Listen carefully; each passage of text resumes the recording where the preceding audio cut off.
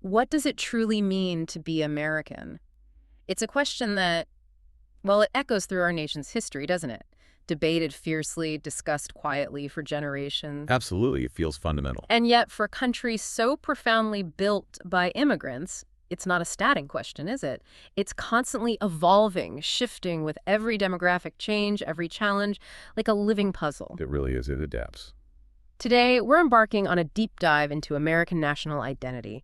We're drawing from a really rich source that blends political science with history, philosophy, and psychology, too. A great mix of perspectives. Our mission, as always, is to pull out the most insightful nuggets to help you quickly get up to speed on this, well, incredibly multifaceted topic, giving you those aha moments about how identity shapes our collective experience. And our individual lives, too. Exactly. And for those of you intensely curious about identity and psychology, maybe coming from an elementary education background, we're going to keep a special eye on how these big national ideas might even translate to the classroom. That's a fascinating connection to make, the micro and the macro. Yeah. So, to start, we'll lay some groundwork, define some key terms that often get mixed up. Then we'll explore how Americans, especially from diverse backgrounds, actually self-identify. Probably see themselves, yeah. After that, we'll dive into some fascinating psychological theories that explain why these identity choices matter so much, politically and socially. The consequences, basically. Right. And finally, we'll uncover what people across the nation actually believe defines being American today. So let's begin to unpack this. Why is this question, what does it mean to be American? Why is it so consistently front and center? Well, it's a foundational question for the United States, really, precisely because, unlike so many nations rooted in a common culture or ethnicity, the U.S. was essentially founded on ideas. Ideas, not shared ancestry or ancient traditions? Not primarily, no. Think about European countries. Often their nationhood comes from centuries of shared lineage, language, cultural practices. That wasn't the American blueprint. So what were the ideas then? As the sociologist Gunnar Myrdal put it back in the 1940s, American identity is built on the American creed. These are core liberal principles. Individualism, the idea that hard work leads to success. Okay, the classic American dream sort of stuff. Sort of, yes. Yeah. And reverence for the rule of law, freedom, and equality for all. Myrdal saw these as the moral bedrock, the unifying aspirations. So if our foundation is this American creed, these principles, are those liberal ideals truly strong enough to hold such a diverse country together? It feels a bit abstract. That's been a central debate for a long time, and it's a valid concern. People like Samuel Huntington raised this point. Huntington, right. What was his worry? He looked at, for example, former communist countries. When that unifying ideology collapsed, say in Yugoslavia, many struggled to maintain unity. Yeah, those conflicts were awful. Exactly. Often descending into conflicts based on older ethnic differences as new leaders tried to redefine identity in much more exclusionary ways.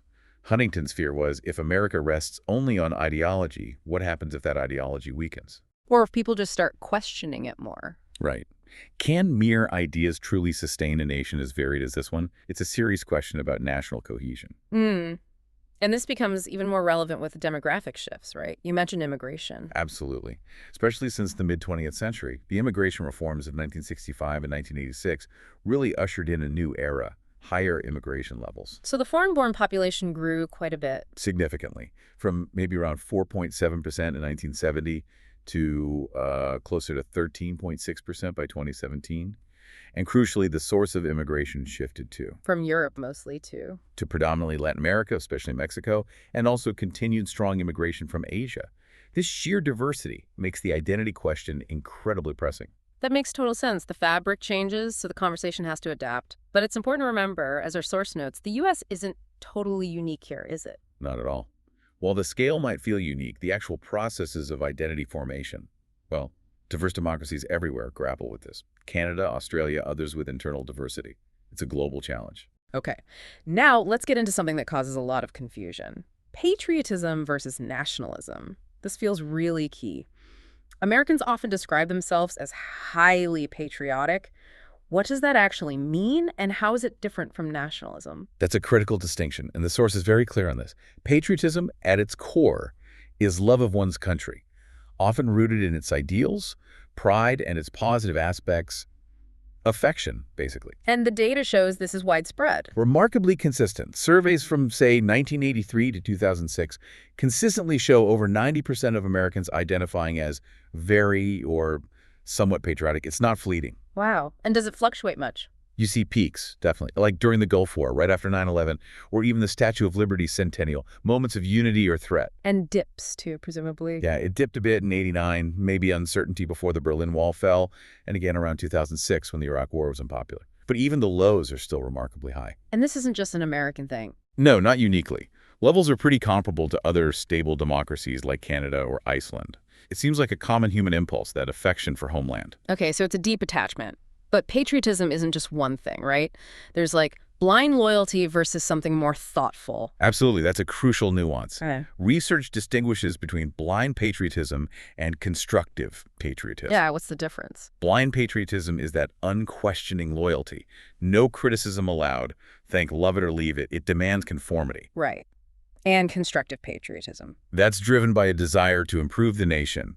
It allows criticism, even sees it as vital for progress. It's saying, I love my country enough to want it better, even if that means pointing out flaws. And do Americans lean one way or the other? Polls suggest many lean towards constructive. In 2008, a good chunk, 38%, felt protesting policies they oppose showed great patriotism. Another 28% said moderate patriotism. So protesting can be seen as patriotic. Exactly. And a 2006 poll found 83% believe you could be patriotic and still oppose the Iraq War. There's a broad understanding that love of country doesn't equal agreeing with everything it does. That's a powerful point. It makes patriotism seem less like, well, jingoism and more like a force for positive change. So what are the tangible benefits of this kind of patriotism for society? Oh, there are definite benefits. It's often seen as encouraging people to contribute to the public good, to look beyond just themselves. Like what specifically? Elizabeth Ice Morse found national identity influences giving to charity, volunteering, helping in crises, even supporting spending on things like education. It fosters shared responsibility. Knits communities together. Yes. And it promotes civic engagement, too. Yeah. People who strongly identify as American are more likely to pay attention to politics, stay informed, and vote. Like Tocqueville observed way back, participation breeds pride. Pride breeds more participation. Exactly that virtuous cycle. It strengthens the civic fabric. Now, contrast that with nationalism. Okay, here's the tricky part. Yes, while patriotism, especially constructive, is generally seen positively, nationalism is where concerns really arise. Nationalism is usually understood as belief in the superiority and dominance of one's own country over others. How do they measure that? Often by agreement with statements like, my country is a better country than most others. It implies a hierarchy. And even though it might correlate with patriotism, you're saying nationalism has a darker side. Why? Precisely. Despite the correlation, nationalism is consistently linked to xenophobia, that fear or hatred of foreigners and anti-immigrant attitudes. Okay, that's problematic. It's also linked to those descriptive definitions of American identity we talked about, defining true Americans as, say, white or Christian, not by ideals. And it correlates with support for more aggressive foreign policies like nuclear armament. So it's more about dominance and exclusion, not shared values or contribution. That's the key difference. Patriotism often encourages engagement within, while nationalism can breed hostility outward. And you mentioned the lines can blur sometimes, especially after events like 9/11. Yes, recent research suggests that. Scholars found the difference between patriots and nationalists on nativist ideas narrowed significantly between 1996 and 2004.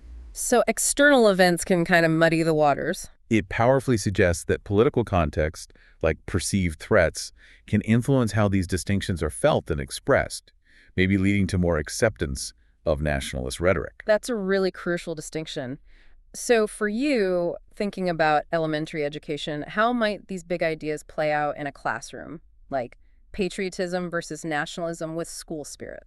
That's a great way to frame it. Think about school spirit when it's positive, constructive, encouraging kids to help each other, celebrate class achievements, take pride in their learning space. That's like constructive patriotism. Wanting your class to be great, but not by putting others down. Exactly. A teacher encouraging ideas for improving rules or collaborative projects that mirrors constructive patriotism. It teaches ownership, engagement. And the flip side, when school spirit goes wrong. If it turns into an exclusionary us versus them thing, one class looking down on another, or a clique excluding new kids that starts to feel like blind patriotism bordering on nationalism. Like our class is the best and those other kids are losers. Right.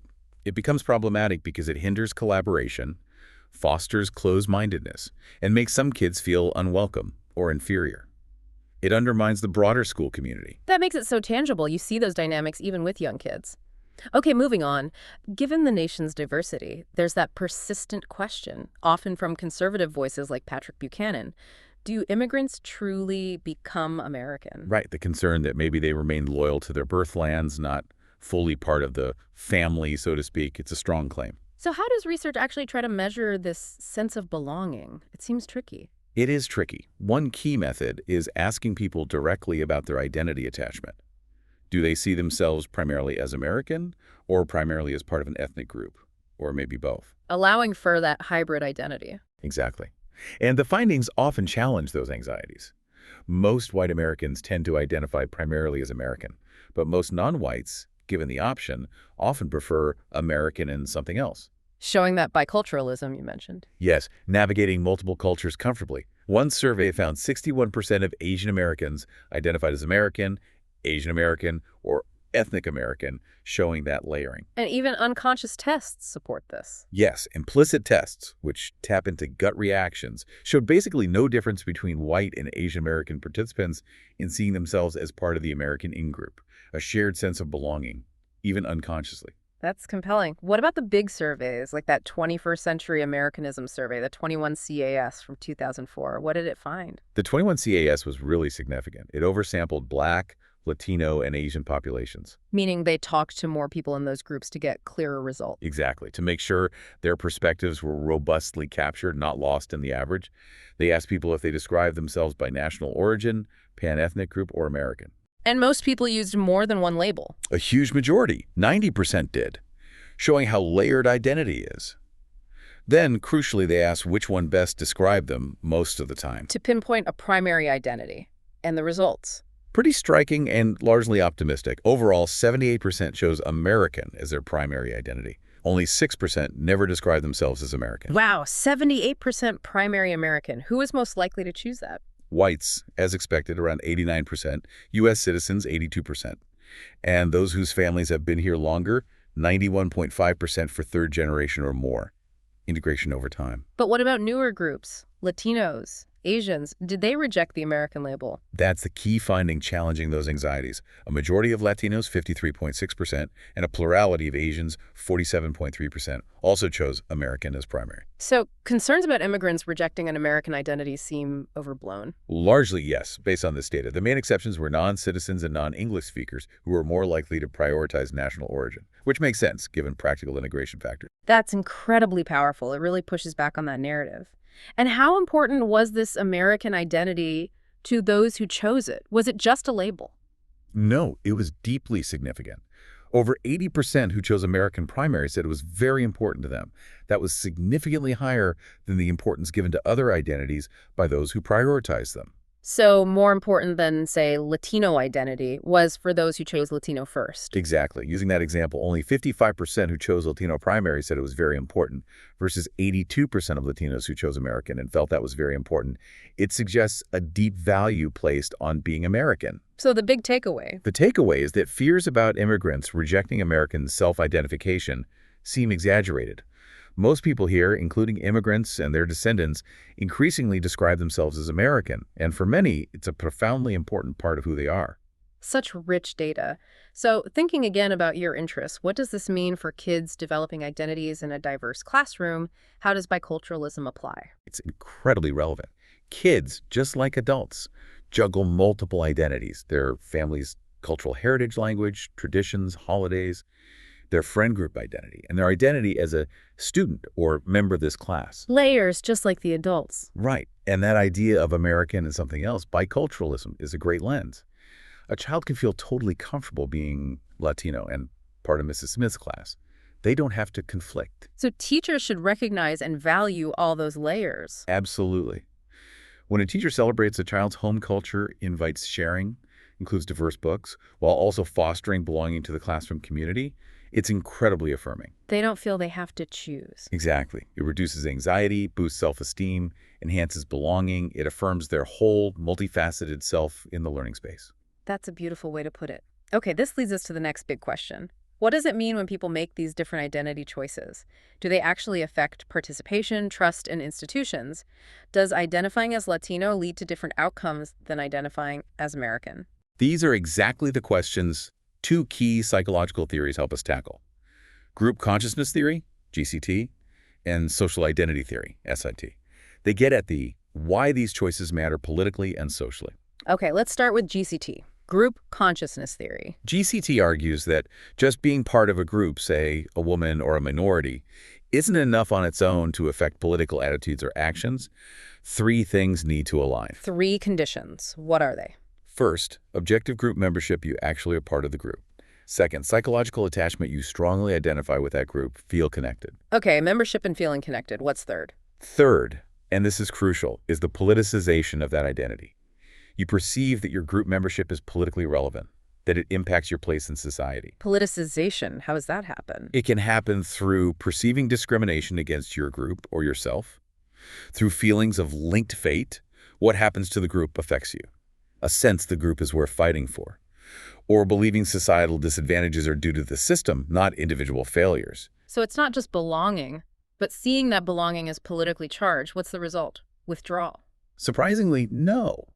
GCT argues these politicized identities mobilize people to engage politically. It provides psychological capital, a resource that fuels engagement even amidst discrimination. So feeling discriminated against, if you identify strongly with the group, might make you more active, not less. Exactly. It can even bolster faith that change is possible through the system because you believe in collective action. It's counterintuitive, but powerful. Okay, that's GCT. What about the second one, social identity theory, SIT? SIT is broader. It says people are fundamentally driven to maintain positive group identities. We want our group to look good. This drives things like in-group bias, favoring our own, and out-group derogation, devaluing others. Almost like a built-in need for group pride. Pretty much. And this need gets amplified when the group feels threatened. Threatened how? Yeah. Economically, culturally. Any perceived external threat, economic, cultural, status challenge, heightens the need for a positive group image and can worsen those in-group, out-group biases. SIT says even the mere perception of belonging can trigger group behavior like discrimination or altruism within the group. So when a group feels attacked or devalued, they close ranks. Yes, exactly. To protect their well-being and self-worth, it's a defensive mechanism. SIT suggests identification alone can sometimes spark solidarity, while GCT often needs that politicizing agent like discrimination. But both agree. Group attachments are especially powerful when politicized by perceived threat. So they complement each other. What do both predict about political engagement for minorities with politicized identities? Both predict higher rates of political participation. This engagement can even act as a buffer, protecting against loss of trust or patriotism despite perceived disadvantage. Because you believe collective action within the system can work. But SIT adds a nuance of that potentially withdrawing. Yes, SIT's social creativity strategy. While a threatened identity can fuel engagement for change, it can also lead to withdrawal from pro-social interactions with the outgroup or broader society. Meaning strategically directing positive attention and loyalty inward towards one's own group. So identifying with a narrower group, like Latino, plus perceived discrimination could lead to disengaging from broader national obligations like charity or intergroup cooperation. Kind of like, if society doesn't value us, we'll focus on our own. Exactly. A redirection of energy and loyalty to where it feels valued, rather than investing in a system that feels unwelcoming. Psychological self-preservation. That's a critical distinction. So back to the classroom. How might a teacher see GCT and SIT playing out with students? These are vital lessons. Think about GCT in class. A group of students, maybe based on interests or background, feel unfairly treated by a policy or the teacher. Like one table group always feels ignored. Right. If they identify strongly, we're the creative table, and see it as systemic unfairness, they might speak up together, advocate, maybe even petition, rather than just withdrawing. That politicized identity empowers them to seek change. It gives them a resource for action. Yes. Now think about SIT and classroom groups, friend groups, teams.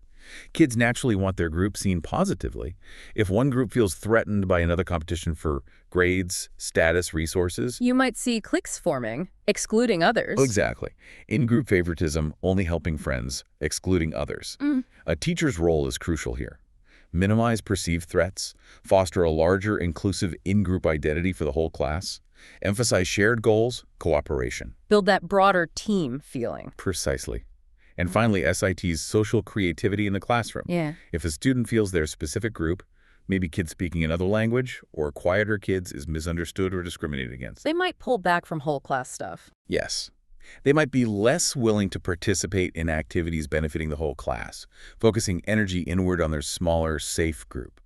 Sharing only with close friends, reluctant participation in projects that don't acknowledge their needs. If the big group doesn't get us, we'll stick to our own. That's the dynamic. So a teacher's awareness of fairness perceptions, sensitivity to group dynamics, is essential for fostering a cohesive, cooperative environment where everyone feels seen and motivated to contribute. Incredibly insightful. Okay, let's shift to the real-world impacts. Does identifying primarily with an ethnic group, not just American, actually reduce patriotism? Wow. Or trust? Uh-huh. Or obligation? That's been a huge concern, right? Yeah. The fragmentation worry. But the 21 CAS findings on patriotism were, frankly, surprising and optimistic. How so? No difference based on identity. Virtually no substantive variation. Patriotism was remarkably high across all identity groups, American primary, pan-ethnic, national origin, and across ethnic groups, nativity, language use. So Latinos identifying primarily as Latino were just as patriotic as whites identifying as American. Pretty much, yes. Any small statistical differences were negligible in practical terms. For instance, only about 3% difference between English and non-English speakers, both groups way over 90% patriotic. Remarkable consistency. Wow. So if primary identity doesn't drive patriotism levels, what does? Here's the key insight. Perceptions of discrimination. Feeling that your racial or ethnic group is discriminated against in schools, work, society generally. That's the corrosive factor. Absolutely. Yeah. Those who perceived discrimination had consistently lower levels of patriotism. And critically, your primary identity choice did not change this effect. It's the feeling of unfair treatment, not the identity label, that harms patriotism. That's huge. It means focusing on discrimination is key, not forcing an identity. What about trust in institutions, government, law enforcement? Exactly. Trust is vital. The 21 CAS looked hard at this. Overall, trust was cautious. 57% trusted government some of the time. 53% trusted law enforcement most of the time. And did identity matter initially? Initially, simple comparisons showed patterns. American identifiers trusted law enforcement more. Latinos trusted government most. Whites trusted law enforcement most. Blacks trusted both least. And interestingly, acculturation sometimes reduced trust. Assimilation didn't always equal more trust. Counterintuitive. Right.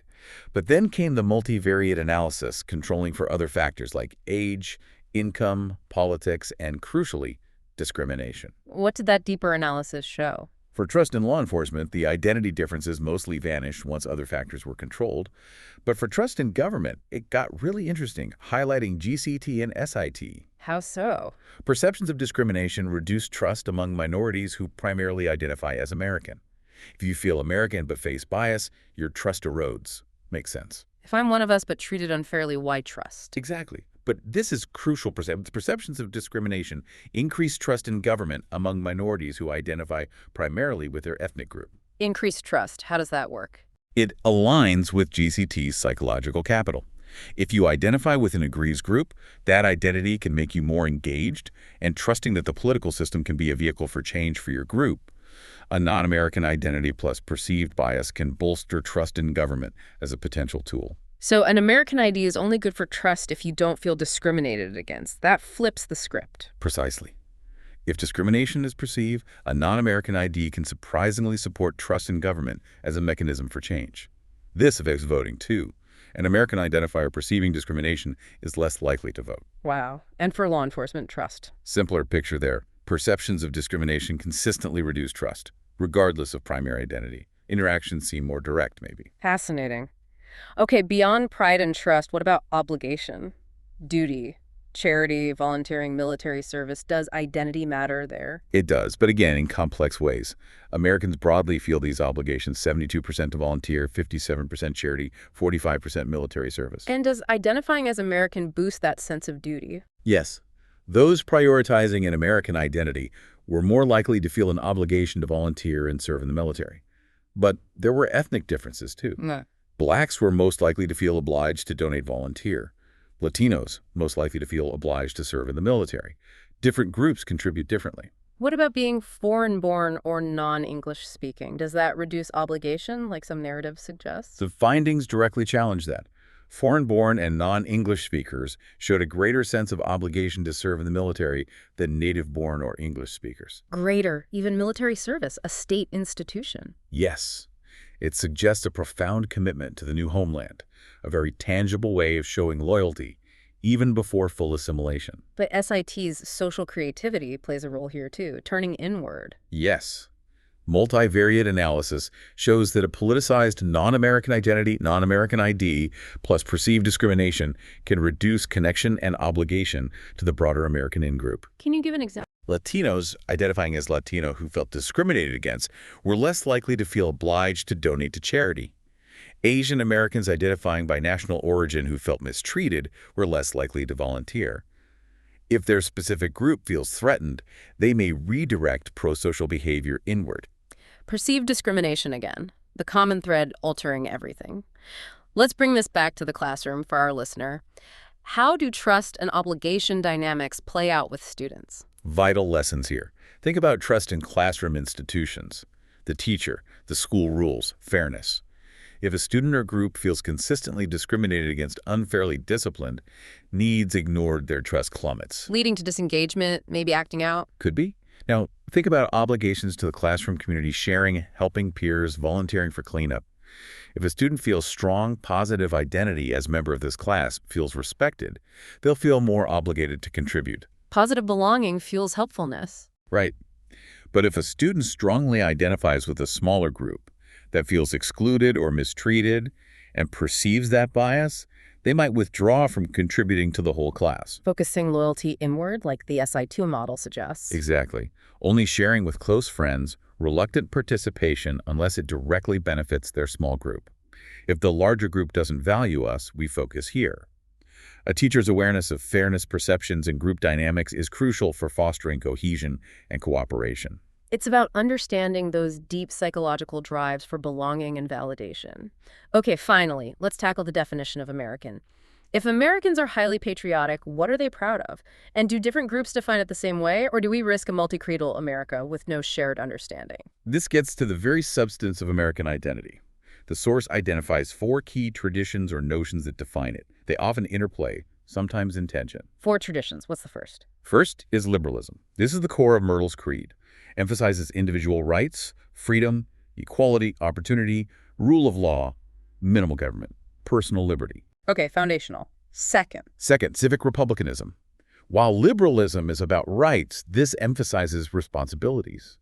A self-governing society needs active citizens working for the public good, not just self-interest. So being informed, volunteering, prioritizing American identity for the collective. Exactly. Active, engaged citizenry. Third, we have ethnoculturalism. The ascriptivist one, based on birth traits. Yes. Defines true Americans by cultural ancestry, historically, white, English-speaking Protestants.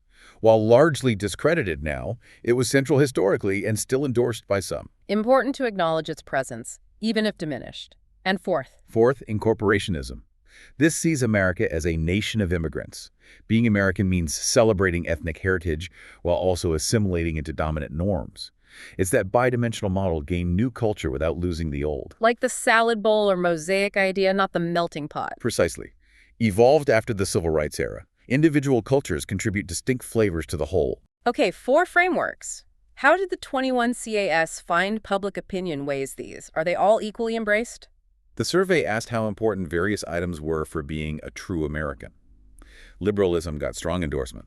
Respecting laws, 81%, hard work for success, 69%, free speech, 66%, widely accepted. Core values. What about civic republicanism? Also widely endorsed. Feeling American, being informed, involved, volunteering, over 80% saw these as important civic duties. And ethnoculturalism. Less popular now, but still present. Less overall, but notable.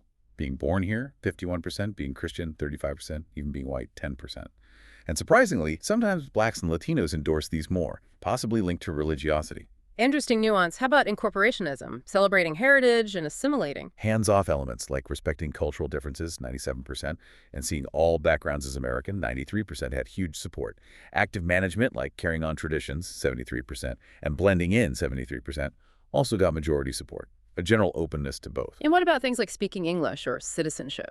Almost universal prerequisites. Speaking English, 94%, and having citizenship, 94%, were seen as fundamentally important. Such rich detail. But the million-dollar question, the different ethnic or immigrant groups define American differently. Is diversity fragmenting the definition? Crucially, the answer is a resounding no. The research found few significant substantive differences based on ethnic or immigrant background. Fears that immigrants define American differently seem largely mistaken. Really? So factors other than ethnicity were more important? Yes, any small statistical differences were consistently outweighed by things like age, education, political party, ideology. Political beliefs often transcended ethnic lines here. And sometimes non-white or foreign-born individuals endorse American ideals more strongly. In some cases, yes. Foreign-born were more likely to endorse being informed and involved politically. Foreign-born blacks and Asians were more likely to endorse hard work for success as core to Americanness, challenges assumptions. Truly compelling. What about that incorporationist ideal, the salad bowl? Was there optimism about achieving that? Not a divide, but real optimism. Black and Latino respondents were notably more likely to believe this ideal is achievable and desirable.